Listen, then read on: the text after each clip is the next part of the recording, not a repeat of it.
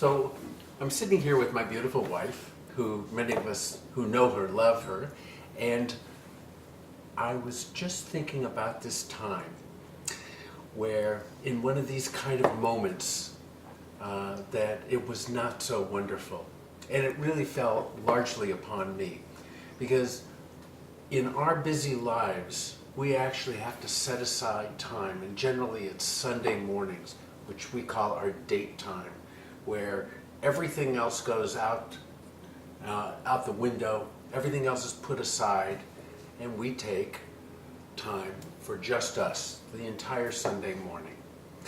And part of that ritual is having a bath. And so we start with our bath, and because we're not just husband and wife, lovers, intimate, we're also business partners. Sarah was in the bath, comfortable, and I had business on my mind. And I walked into the bathroom and started to get in the tub and started talking about business. Not the smartest thing to do. And you... I lost it. I totally lost it that time. I think it's very challenging for us in that regard to find the dance between being business partners and being lover partners, being lovers and business partners. And so what we do is we try to keep them separate so they don't bleed into each other. And we have, as Stephen said, our Sunday date time, and then we have a Tuesday morning business time, and that only leaves 6 days for everything to get all messed up again, which it happens. I think, I don't know, I guess I think we're both practiced enough in being self-aware that we can catch ourselves before we really move into a fight, a conventional fight. But it's getting more and more difficult to do that because there's more and more pressure on us now. We're both entrepreneurs, solopreneurs. Stephen has his own business. I have Selfistry. He's now a partner with me in that much more actively. And we're in startup mode. We are investing a lot of time and money and energy, and there's a lot at stake. And I guess the other place where I probably get the most irritable is I have this tendency sometimes to be a little bit of a perfectionist. Sarah is very good on detail, and she is a perfectionist. Oh, and he is all over the place and often doesn't care about details at all, and it drives me crazy. It's true, but when we and this is part of what emerges from a practice like Selfistry, is that we actually can see that about ourselves, and we have some humor about that, because we can step back just a step from being so involved with it that we're in it and can't really separate ourselves from it. So as we interact, there's always that kind of witness watching the interaction. So we can just have a much greater sense of humor and not get as engaged in the emotional roller coaster. So we also accept that her perfectionism has a really beautiful place. And my big picture, wide sweeping overview, blink, as Malcolm Gladwell would say, approach to things has a really important place. So in understanding that about each other, it really helps us orchestrate and dance the way we move through our relationship and our business relationship as well, our intimate relationship, our business relationship, because there's been more than one relationship that has broken up because people have done business together. I love that, yeah. And it keeps getting richer, the love and the friendship, which is somewhat startling, I think, for a lot of people. We've been together now for almost 14 years, and usually at about the 12-year point, things start to get a little stale. If you can make it that far, I mean, that's a long time for a lot of relationships to stay real. Maybe people stay together, but not necessarily in love or in friendship. And one of the things that just occurred to me also as it relates to Selfistry, this is really beautiful, you might be able to really use this, is we sit together almost every day. So that's like the source meditation. We start our day anchoring in the giant big picture wholeness of like everything is fine, just the way it is, there's only love, it's all good.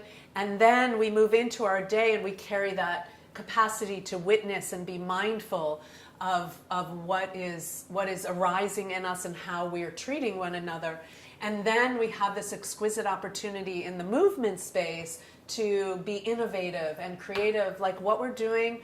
I have to tell you, as hard as it is for me to grow this business of Selfistry, which is really hard for a lot of reasons, it's so much fun because it's a creative process that we're getting to do together.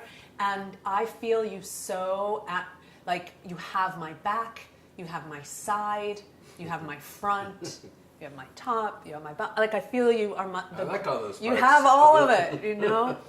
And as a woman who has also carries a lot of masculine energy and is sometimes a force to reckon with, I admit, you really give me room, you give me love, and you give me challenge or reflection or like what's the word, like boundaries when I need them, and that's huge. It's really huge. Yeah, I mean, I think that I know you're the easiest woman I've ever lived with, and that's not to say you're easy. I was just I'm just saying that you're the easiest, and that's because of your developed ability to self-reflect, so that instead of just getting angry, you can say, I am really feeling angry. And that one step removed makes a lot of difference, because then we can actually have a conversation about it, and we can work through it. And yeah, I mean, at this point in our lives, I think you're more beautiful, and I love you more than ever before. So it's a testament, I think, to being able to really hang in there. And it's interesting because when we got together, neither one of us was looking for a relationship. You know, we got together to do some practices together, and it just happened. Yeah. It just emerged. Yeah. It was not intent. So what woman wouldn't want to hear her man say to her, you're more beautiful now than ever, and I love you more now than ever, and mean it? And what is it in us and in me that allows for that to be true is good self-care, in the sense of I feel the most beautiful I've ever felt in my life. I feel the most alive and creative and juicy because of the self-care and the application of all the Selfistry principles, really. I mean, Selfistry came out of just what I do in my life. But it's also, I think, a testament to just being real. Being real, being honest, caring for ourselves and for each other, and knowing that we don't have this like romantic fantasy about knight in shining armor, happily ever after.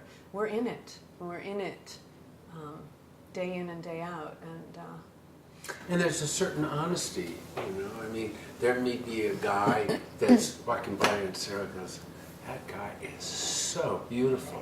Or I might see a woman, that woman's so beautiful. It's okay. It doesn't mean I'm going to chase that woman. It just means that something caught our eye. And that's something that could really be perceived by one person as, you know, a threat, or there could be jealousy. And it just doesn't arise that way, because we have that. It's not just love, it's trust. And there's compatibility in our way of approaching life, and the way with it we both think and feel towards life. And that Again, A lot of freedom, yeah. A lot of freedom. Yeah. So, Yeah. yeah.